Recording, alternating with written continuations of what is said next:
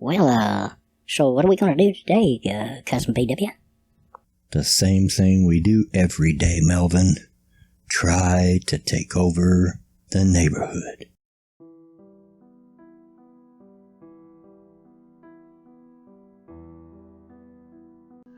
Hey y'all, Bloodwing here, back to bring some grumpiness to your internet.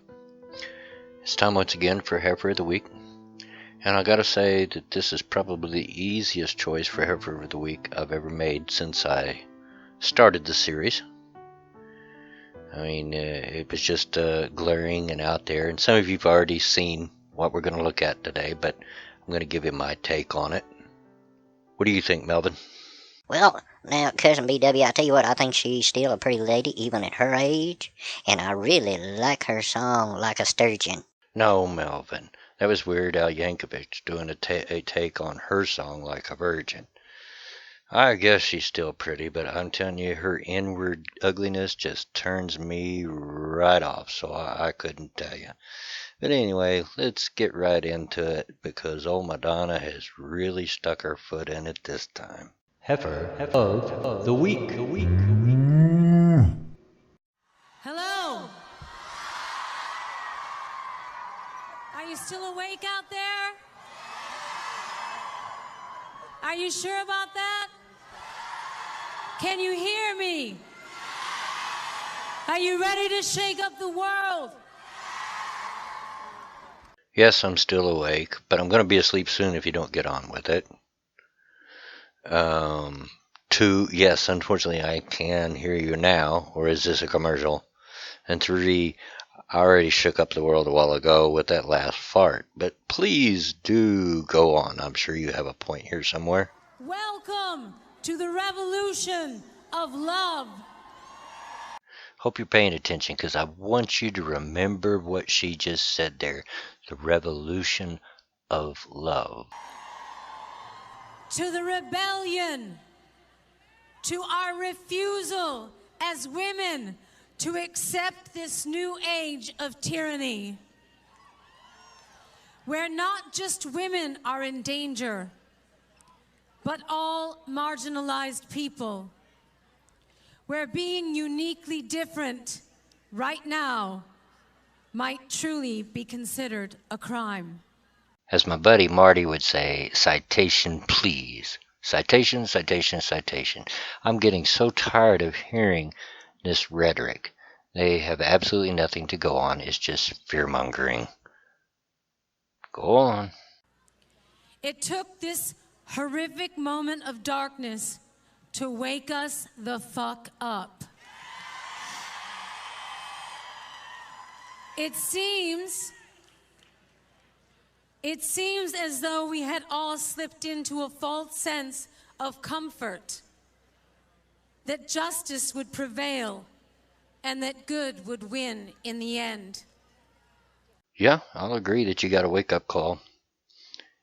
You and your ilk. I wouldn't call it a moment of darkness. I'd call it a moment of clarity. That people just got tired of your BS and weren't putting up with it anymore, and we're not going to put up with it anymore. And who died and made you God, our moral compass, our moral judge on what is good? You do realize that everybody thinks they're right, correct? Well, good did not win this election, but good will win in the end. Again, with the good thing, I'm not sure who told you you were the judge of what's good, or were the sole representative of what's good. With all the shenanigans you've pulled throughout your career, I could name off an entire rogues row of all the crazy stunts that you've pulled, not to mention an onstage kiss with a girl that was completely young enough to be your daughter, because you're 2 years older than I am. And all the other things that you've pulled, the custody battles and the divorces and the crazy boyfriends and everything.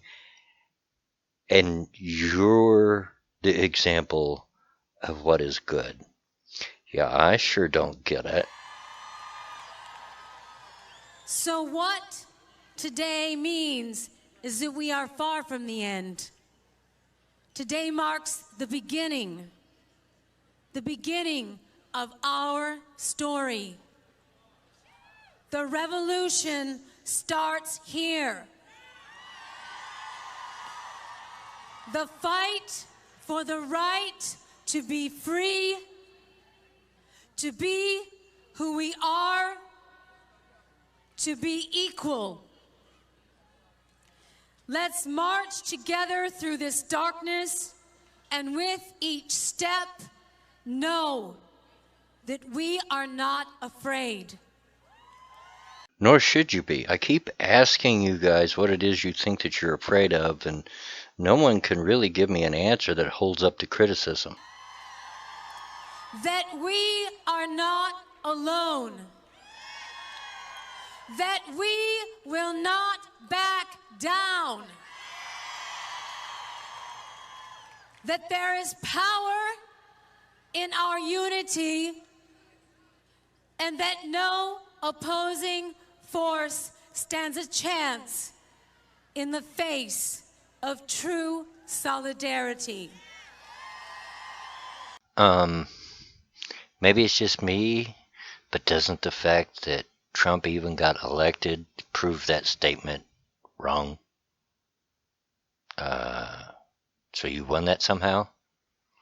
Okay, go on. And to our detractors that insist that this march will never add up to anything, fuck you.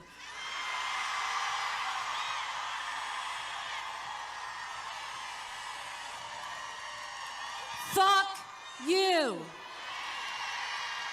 Well, that's a real good answer to the criticism. Nice statistics and to the point, and reasoning why it's going to add up to something. Oh, and remember that protest of peace thing? Yeah, you gotta have insults to go with that, right? It is the beginning of much needed change. Change that will require sacrifice, people. Change that will require many of us to make different choices in our lives. But this is the hallmark of revolution. So, my question to you today is, are you ready? I said, are you ready? Say, yes, we're ready. Say, yes, we're ready. One more time, you're ready. Okay, pump up the crowd. I gotcha. I did notice one thing, though. I'm not hearing very many, if any, male voices. Is it because they weren't allowed, or because even the male feminists didn't want anything to do with this? Yes, I'm angry. Yes, I am outraged.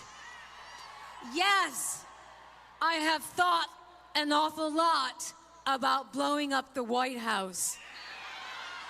And here we have the bomb.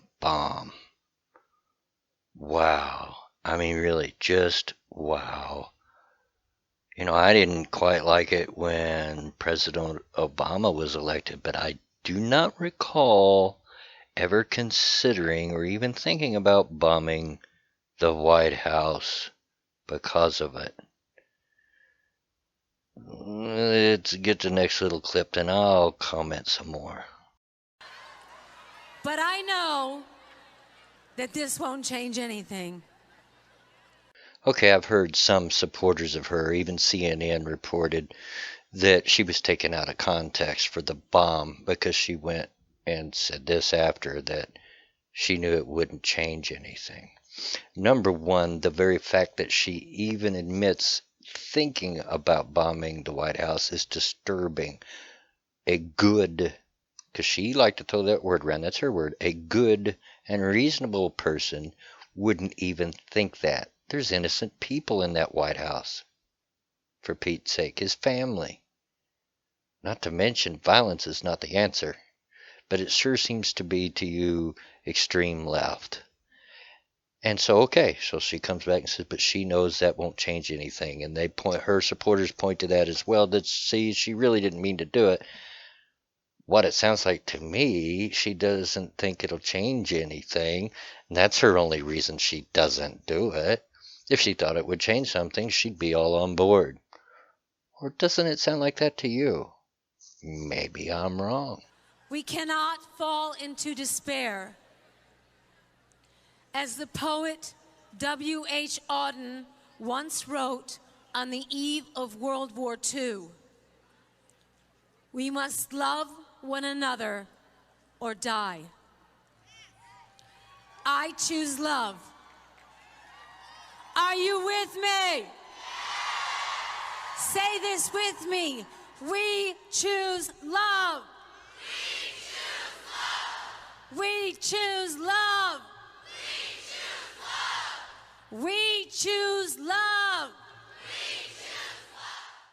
You're really going to equate what's going on now with World War II? People aren't going to die. This is not a world war. You're over-exaggerating it. And you choose love, and you get your crowd to chant, you choose love, but you're talking about blowing up the White House, except that it wouldn't do any good, so you won't. Yeah, that makes perfect sense, Madonna.